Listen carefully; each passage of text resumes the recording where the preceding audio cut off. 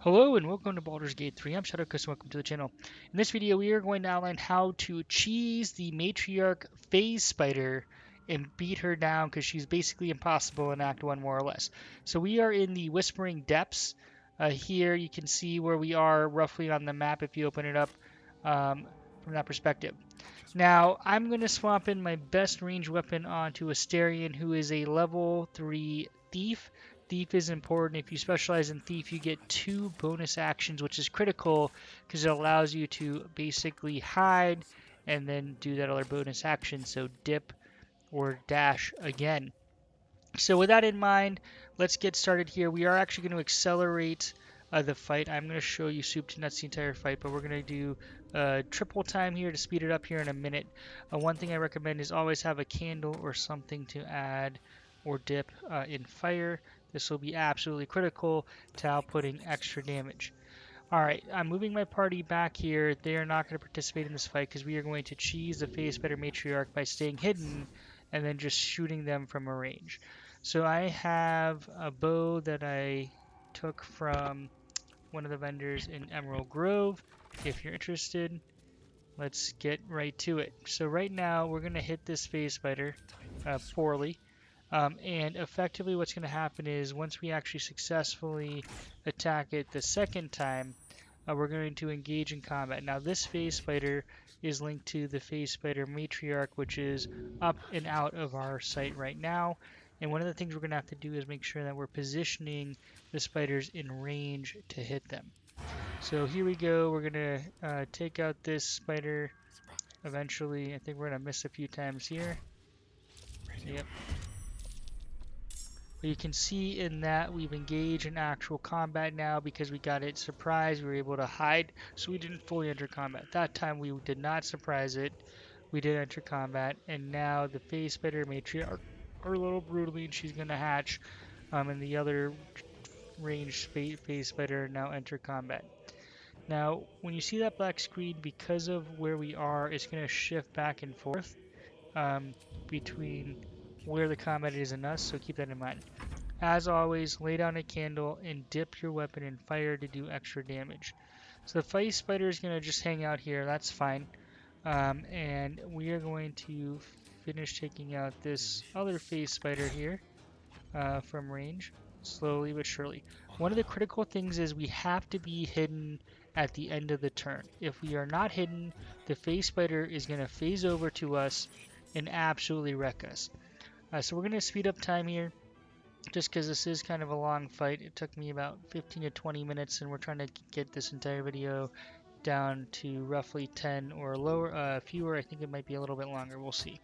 All right, so now we're going to take out the broodlings first, each broodling first. Now there are 2 reasons we're doing that. One, the phase spider matriarch is not in range. So up here we can't hit her no matter what we do. So we're going to hit the broodlings here that she's hatched because they are in range. So we are going to quickly do that, efficiently do that. Here we go, taking him out each turn, making sure we dip, have extra fire damage to make this worth our time, or speed it up because we're doing extra damage. Now this is where it gets interesting. We can't reach the phase spider. So right there, I just shot at her, I missed her. So we're going to come down here. We're going to remain hidden. That's absolutely critical. If you are not hidden at the end of the turn and you're seen, the phase spider matriarch will one-shot you effectively. She does massive damage. That's why it's such a hard fight. That's why you probably need a cheeser if you're fighting her at this level. Now what I'm going to do here is I'm going to attack. I tried to kind of ambush attack, but we don't have the range. So we are going to step inside of her. We are going to shoot. And then what we're going to do is we're going to step out of her sight. We're going to then hide, right? We can only do this with a rogue. Keep that in mind. You have to use a rogue, and ideally a thief rogue, because now you can see here while we're hidden, we're dashing certainly away from danger. Alright, now ideally we want the phase spider to be where we just left our kind of image.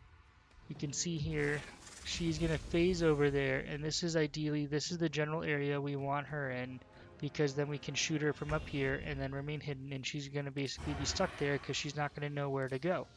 So we're going to shoot. Now here we do have something that's a little interesting. It happened this time, but it didn't happen the 2 other times I did this when I was testing it out, where the environment took a turn and kind of screwed us. Now luckily she missed because she could one-shot us, and now she's up there. So now that she's up there, we cannot actually attack her. Here, what's interesting is I am going to attack her with advantage even though I'm below, which makes no sense. I kind of assume she'd phase back down there. She actually does not.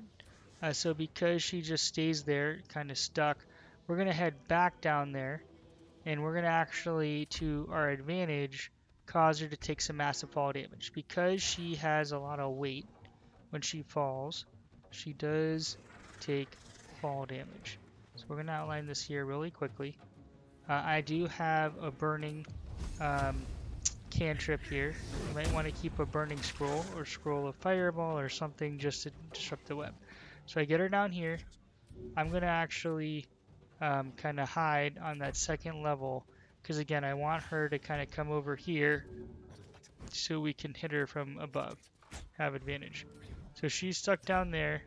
We're going to keep her down there. She didn't actually see where we were before because we were out of her range or out of her sight line or line of sight. And then we're just going to fully cheese her here. So let's go ahead and finish that. Just taking turns. Remember, always remain hidden at the end of the turn. If we do not remain hidden, she will phase to us and wreck us. So that is absolutely key. At the end of the turn, you're out of sight and you're hidden because she can't move. She doesn't know where to go. So we're just slowly but surely trying to hit her. We do not have karmic dice on. I actually check in this video. For those of you who are new to my videos, I do like to record soup to nuts so you see everything I'm doing, because sometimes they're like little things that you just might do that you're not even aware of, that can cause confusion for those trying to replicate it. So I do soup to nuts, but I do try to accelerate the video so I'm not wasting too much of your time here. But you get the general premise here. We have our position. We're just going to make sure we're hidden. We're going to dip our thing in. So here I'm just checking karmic dice because I missed like 3 or 4 times in a row. They're not turned on. For those interested, karmic dice basically is an equalizer. So if for whatever reason you miss a bunch, it's going to actually give you a little preference to then hit, and then the opposite too. If you're landing a lot of hits or passing a lot of checks, it might kind of work against you. So I just wanted to have an actual fair roll, so I turned karmic dice off. Now over here, we are going to outline the rest of the fight. I'm not going to do too much of the voiceover. We can see what your reward is. Robes that will allow you to augment your poison damage. These are great on casters, especially casters that do poison damage. Now you're going to see me kind of stealth around and kill the rest of the broodlings, as well as the other phase spider here. You can do this for a lot of enemies given the terrain and environment, where they're not, unless they can detect or you're going to be able to kind of cheese them to a degree, because if they can't see you, they can't hit you. So this is, well, I call this cheesing the game, or cheesing the phase spider matriarch, which in my opinion it technically is. We are using the game mechanics, right? You can't hit what you can't see, and that's what we're doing here. Now, earlier in the video, if you saw, the phase spider did try to detect, I think, invisibility or augment their detection rate. It didn't quite work out for them because we just smartly positioned ourselves.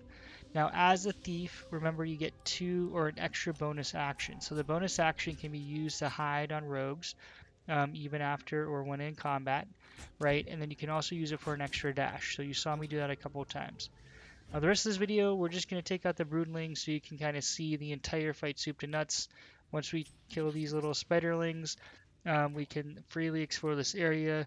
There's a dark amethyst down there. There's a little purple thing down there, if you can kind of see it on the level that we were, where we killed that other phase spider before coming up here.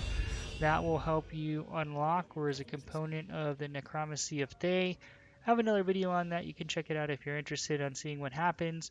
Effectively in Act 1, you can pass some through saving throws based on wisdom, and then it'll play a potentially bigger role for Asterion or your party member who reads it later on. But I don't want to reveal any secrets here. And transparently, I haven't actually fully played it out. Alright, hopefully you found this video helpful. If you did, please consider dropping a thumbs up and commenting. Thanks so much for watching, and I hope to see you in future videos. Shadow Coast out.